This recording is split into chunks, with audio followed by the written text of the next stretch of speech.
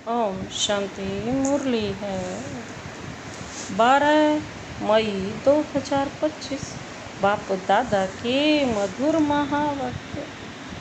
मीठे बच्चे धंधा आदि करते भी सदा अपनी गॉडली स्टूडेंट लाइफ और स्टडी याद रखो। धंधा आदि करते भी सदा अपनी गॉडली स्टूडेंट लाइफ और स्टडी याद रखो। भगवान हमको पढ़ाते हैं इस नशे में रहो। धंधा आदि करते भी सदा अपनी गॉडली स्टूडेंट लाइफ और स्टडी याद रखो। स्वयं भगवान हमको पढ़ाते हैं इस नशे में रहो। आज का प्रश्न है, जिन बच्चों को ज्ञान अमृत हजम करना आता है उनकी निशानी क्या होगी? जिन बच्चों को ज्ञान अमृत हजम करना आता है उनकी निशानी क्या होगी? बाबा ने उत्तर दिया, उन्हें सदा रूहानी नशा चढ़ा रहेगा और उस नशे के आधार पर सबका कल्याण करते रहेंगे। कल्याण करने के सिवाय बाबा कहते दूसरी बात करना भी उन्हें अच्छा नहीं लगेगा। कांटों को फूल बनाने की ही सेवा में बिजी रहेंगे। उन्हें सदा रूहानी नशा चढ़ा रहेगा और उस नशे के आधार पर सबका कल्याण करते रहेंगे। कल्याण करने के सिवाय दूसरी बात करना भी उन्हें अच्छा नहीं लगेगा। कांटों को फूल बनाने की ही सेवा में बिजी रहेंगे। ओम शांति। अब तुम बच्चे यहाँ बैठे हो और यह भी जानते हो कि अभी हम पार्टधारी हैं। 84 जन्मों का चक्र पूरा किया है। यह तुम बच्चों की स्मृति में आना चाहिए। जानते हो कि बाबा आया हुआ है हमको फिर से राज्य प्राप्त कराने व तमो प्रधान से सतो प्रधान बनाने। यह बातें सिवाय बाप के और कोई नहीं समझाएंगे। बाबा कहते हैं, तुम जब यहाँ बैठते हो तो तुम जैसे स्कूल में बैठे हो, बाहर हो तो स्कूल में नहीं हो।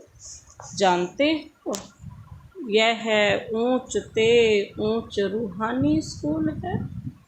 रूहानी बाप बैठ पढ़ाते हैं। पढ़ाई तो बच्चों को याद आनी चाहिए। यह भी बच्चा ठहरा, ब्रह्मा बाबा भी बच्चा ठहरा। इनको अथवा सभी को सिखलाने वाला यह बाप है। सब मनुष्य मात्र की आत्माओं का बाप यह है। वह आकर शरीर का लौन लेकर तुमको समझा रहे हैं। रोज समझाते हैं। यहाँ जब बैठते हो तो बुद्धि में स्मृति रहनी चाहिए कि हमने 84 जन्म लिए। हम विश्व के मालिक थे, देवी देवता थे।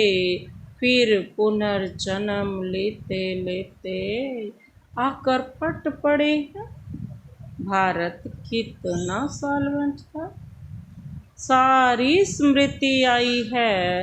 भारत की ही कहानी है, साथ साथ अपनी भी। अपने को फिर भूल ना जाओ। हम स्वर्ग में राज्य करते थे, फिर हमको 84 जन्म लेने पड़े। यह सारा दिन स्मृति में लाना पड़े। धंधा आदि करते स्टडी तो याद आनी चाहिए ना। कैसे हम विश्व के मालिक थे, फिर हम नीचे उतरते आए। बहुत सहज है ना। परंतु यह याद भी कोई को रहती नहीं है। आत्मा पवित्र न होने के कारण याद खिसक जाती है। बाबा कहते हैं हमको भगवान पढ़ाते हैं, यह याद खिसक जाती है। हम बाबा के स्टूडेंट हैं। बाबा कहते रहते हैं याद की यात्रा पर रहो। बाप हमको पढ़ाकर यह बना रहे हैं। सारा दिन यह स्मृति आती रहे। बाप ही स्मृति दिलाते हैं, यही भारत था ना। हम सो देवी देवता थे, सो अब असुर बने हैं। पहले तुम्हारी भी बुद्धि आसुरी थी, अब बाप ने ईश्वरीय बुद्धि दी है। परंतु फिर भी कोई कोई की बुद्धि में बैठता नहीं है, भूल जाते हैं। बाप कितना नशा चढ़ाते हैं। तुम फिर से देवता बनते हो तो वह नशा रहना चाहिए ना। हम अपना राज्य ले रहे हैं, हम अपना राज्य करेंगे।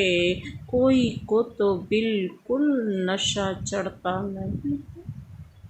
ज्ञान अमृत हजम ही नहीं होता।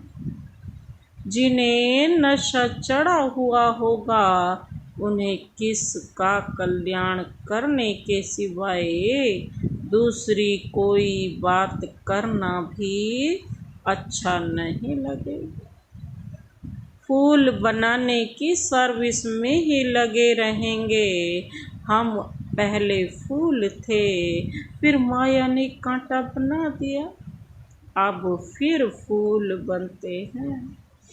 ऐसी ऐसी बातें करने से, ऐसी ऐसी बातें बाबा कहते हैं अपने से करनी चाहिए। इस नशे में रह तुम किसको भी समझाएंगे तो झट कोई को तीर लगेगा। भारत क्या था? गार्डन ऑफ अल्लाह था। अब पतित बन गया है। हम ही सारे विश्व के मालिक। कितनी बड़ी बात है। अभी फिर हम क्या बन गए हैं, कितना गिर गए। हमारे गिरने और चढ़ने का यह नाटक है। बाबा कहते यह कहानी बाप बैठ सुनाते हैं, वह है झूठी और यह है सच्ची। वह सत्यनारायण की कथा सुनाते हैं, समझते थोड़े ही हैं कि हम कैसे चढ़े फिर कैसे गिरे हैं। यह बाप ने सच्ची सत्यनारायण की कथा सुनाई है। राजाई कैसे गवाई यह सारी है अपने ऊपर। आत्मा को अभी मालूम पड़ा है कि हम कैसे अब बाप से राजाई ले जाने से रजाई ले रहे हैं। बाप यहाँ पूछते हैं तो कहते हैं हाँ नशा है, फिर बाहर जाने से कुछ भी नशा नहीं रहता। बच्चे खुद समझते हैं, फल हाथ से उठाते हैं, परंतु चलन ऐसी है जो नशा रह न सके। फीलिंग तो आती है ना। बापू बच्चों को स्मृति दिलाते हैं, बच्चे तुमको मैंने राजाई दी थी, फिर तुमने गंवा दी। तुम नीचे उतरते आए हो क्योंकि यह नाटक है। चढ़ने और उतरने का। सीढ़ी चढ़ो और उतरो। आज राजा है तो कल उसको उतार देते।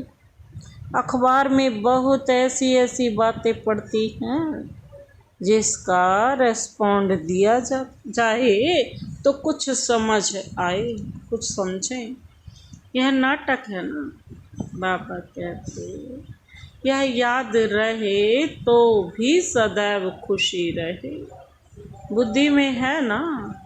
आज से 5000 वर्ष पहले शिव बाबा आया था, आकर राजयोग सिखाया था। लड़ाई लगी थी, अभी यह सब राइट बातें बाप सुनाते हैं। यह है पुरुषोत्तम युग। कलयुग के बाद यह पुरुषोत्तम युग आता है। कलयुग को पुरुषोत्तम युग नहीं कहेंगे, सतयुग को भी नहीं कहेंगे। आसुरी संप्रदाय और दैवी संप्रदाय कहते हैं। उनके बीच का है ये संगम युग। आसुरी संप्रदाय और दैवी संप्रदाय के बीच में है संगम युग। जबकि पुरानी दुनिया से नई दुनिया बनती है, नई से पुरानी होने में सारा चक्र लग जाता है। अभी है संगम युग। सतयुग में देवी देवताओं का राज्य था, अब वह है नहीं।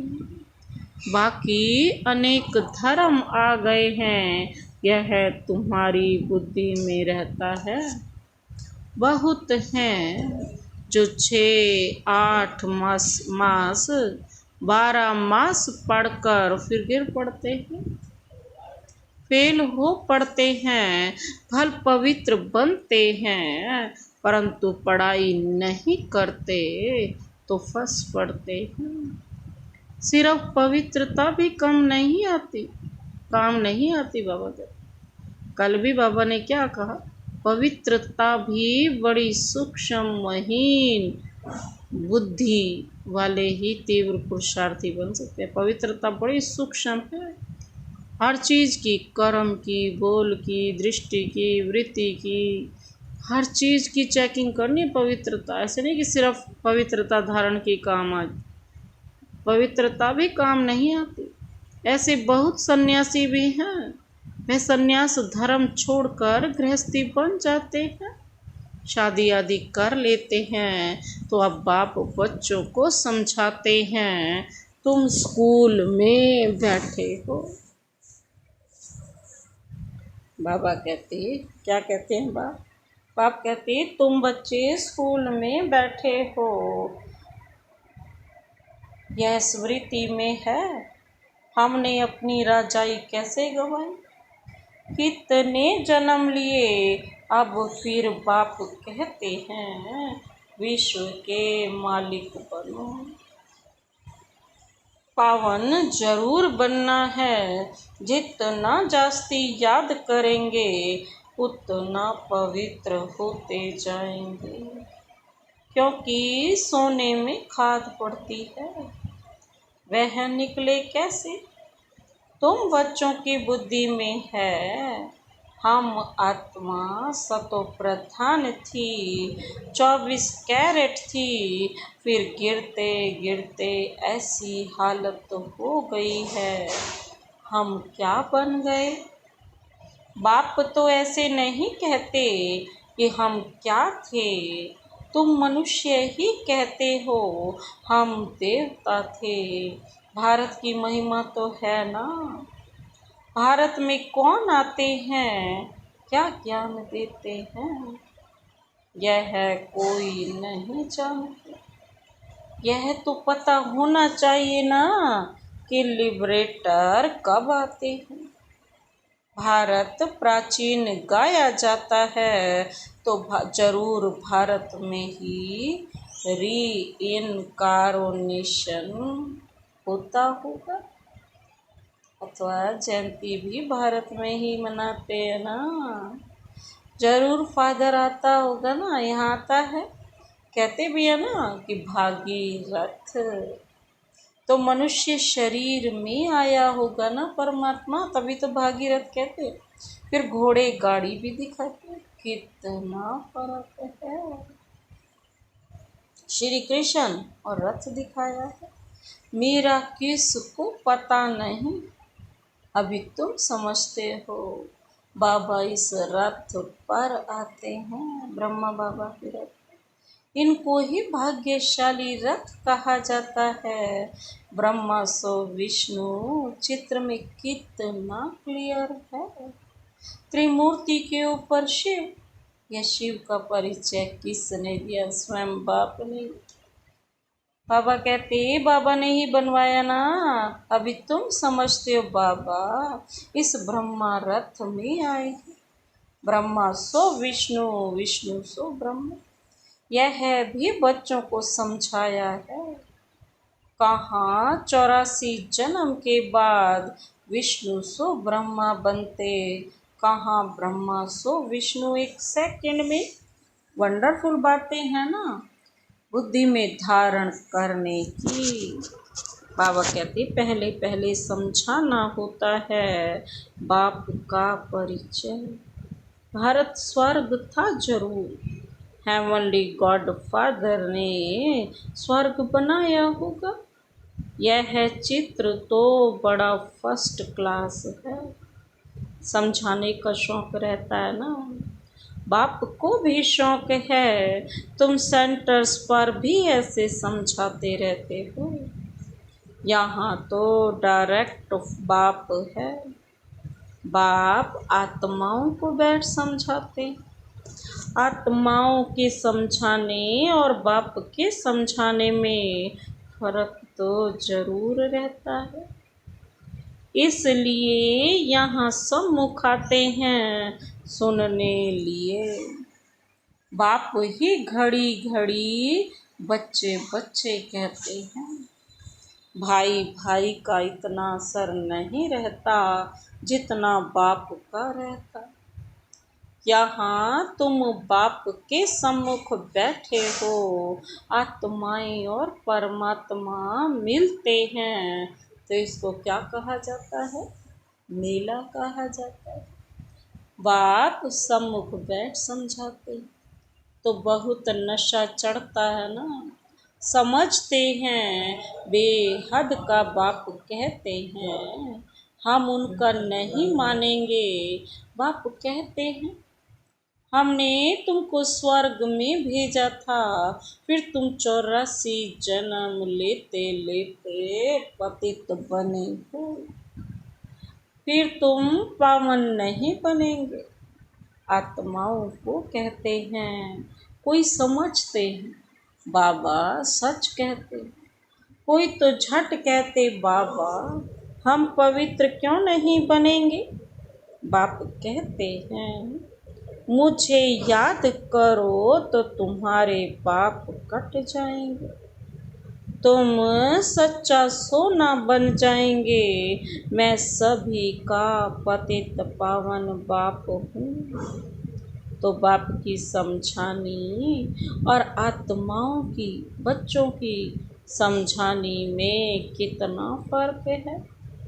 समझो कोई नए आ जाते हैं, उनमें भी जो यहाँ का फूल होगा तो उनको टच होगा, यह कहते ठीक है। जो यहाँ का नहीं होगा तो समझेगा नहीं। तो तुम भी समझाओ। हम आत्माओं को बाप कहते हैं तुम पावन बनो, परंतु मनुष्य पावन बनने के लिए गंगा स्नान करते हैं, गुरु करते हैं, परंतु पतित पावन तो बाप ही है। बाप आत्माओं को कहते हैं कि तुम कितने पतित बन गए हो। इसलिए आत्मा याद करती है कि आकर पावन बनाओ। बाप कहते हैं मैं कलप कलप आता हूँ, तुम बच्चों को कहता हूँ यह अंतिम जन्म पवित्र बनो। यह है रावण राज्य खत्म होना है।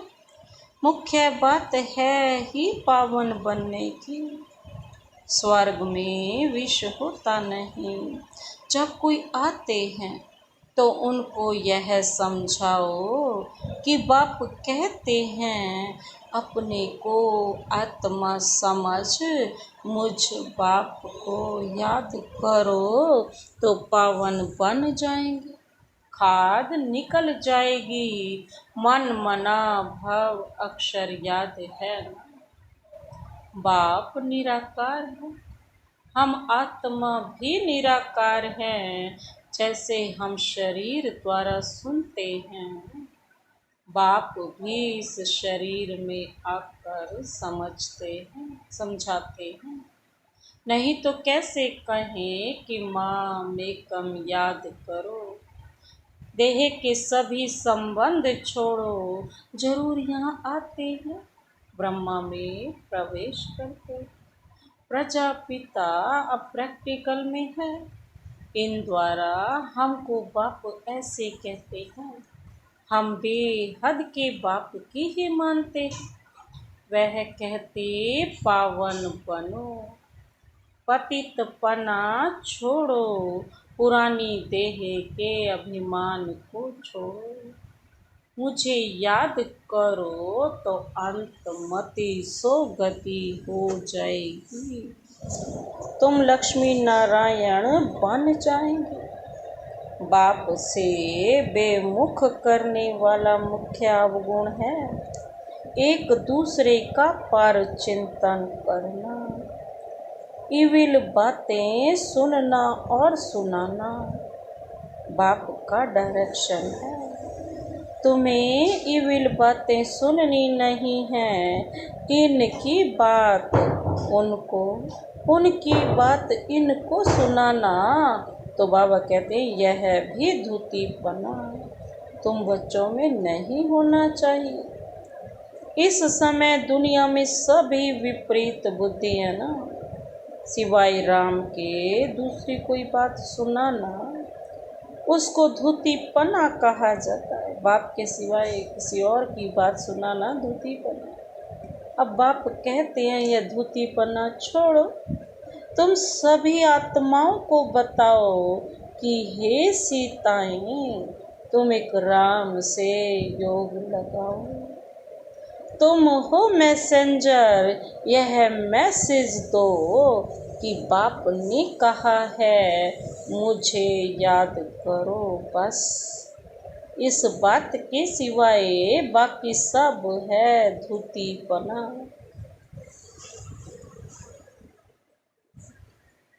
बाबा कहते सब बच्चों को बस, बाबा क्या कहते धूतीपना छोड़ दो। सभी सीताओं का एक राम के साथ योग जुड़वाओ। तुम्हारा धंधा ही है यह है। बस यह पैगाम देते रहो। बाप आया हुआ है। कहते हैं तुमको गोल्डन एज में जाना है। अब इस आयरन एज को छोड़ो। छोड़ना है ना। तुमको वनवास मिला हुआ है। जंगल में बैठे हो ना। वन जंगल को कहा जाता है। कन्या की जब शादी होती है ना तो वन में बैठती है, फिर महल में जाती है। तुम भी जंगल में बैठे हो। अब ससुर घर जाना है।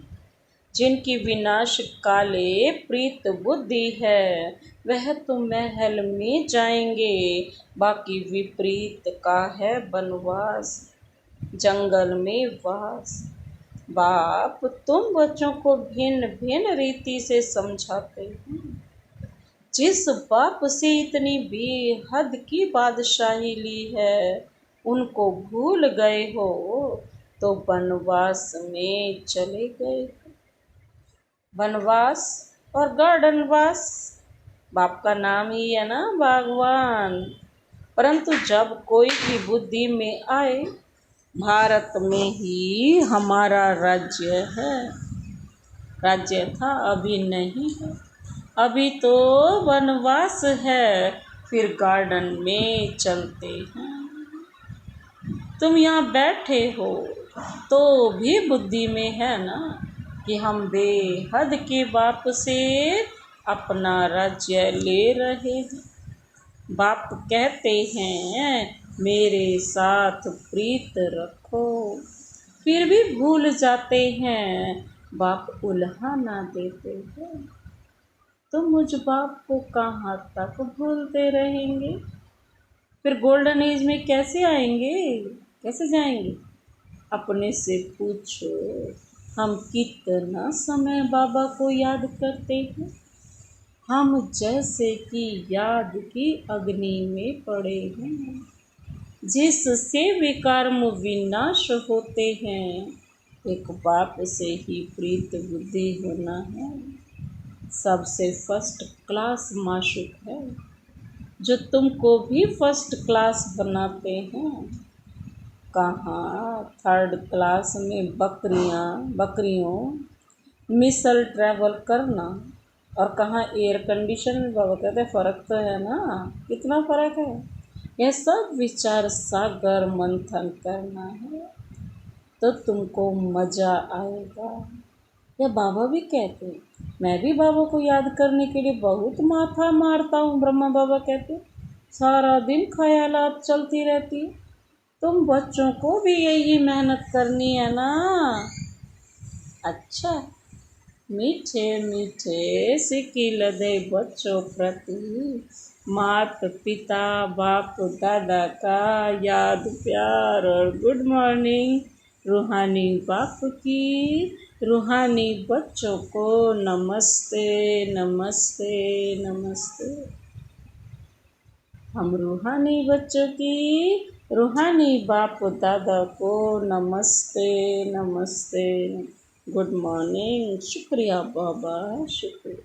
धारणा के लिए मुख्य सार है, पहला पॉइंट है किसी को भी एक राम बाप की बातों के सिवाय दूसरी कोई भी बात नहीं सुनानी है। एक की बात दूसरे को सुनाना, पर चिंतन करना, यह धूतीपना है, इसे छोड़ देना है। किसी को भी एक राम बाप के सिवाय और कोई दूसरी बातें नहीं सुनानी है। एक की बात सुन दूसरे को सुनाना, पर चिंतन करना, बाबा कहते हैं ये धूतीपना, इसे छोड़ देना है।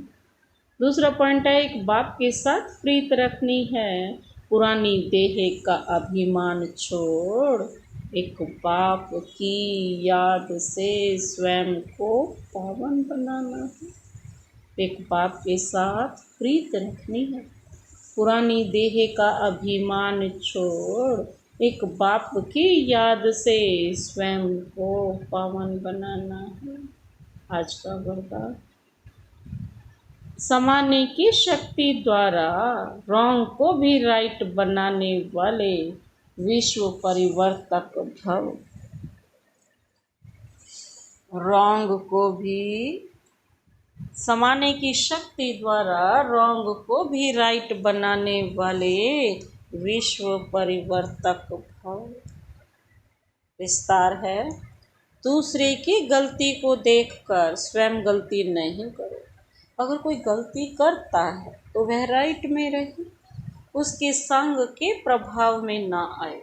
जो प्रभाव में आ जाते हैं ना, वह अलबेले हो जाते हैं।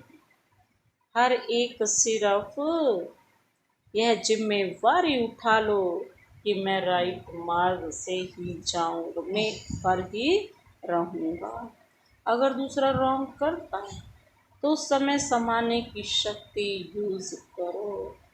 किसी की गलती को नोट करने की बजाय उसको सहयोग का नोट दो, अर्थात सहयोग से भरपूर कर दो, तो विश्व परिवर्तन का कार्य सहज हो जाएगा। आज का स्लोगन, निरंतर योगी बनना है तो हद के मैं और मेरेपन को बेहद में परिवर्तन करो। निरंतर योगी बनना है तो हद के मैं और मेरेपन को बेहद में परिवर्तन करो। अव्यक्त इशारा है। रूहानी रॉयल्टी और प्योरिटी की पर्सनालिटी धारण करो।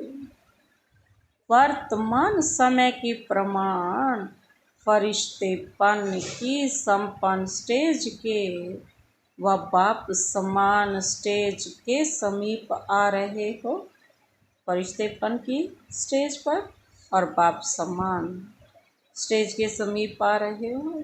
उसी प्रमाण पर पवित्रता की परिभाषा भी अति सूक्ष्म होती जाती है। सिर्फ ब्रह्मचारी बनना ही पवित्रता नहीं है, लेकिन ब्रह्मचारी के साथ ब्रह्मा बाप के हर कर्म रूपी कदम पर कदम रखने वाले ब्रह्मचारी बनो। अच्छा।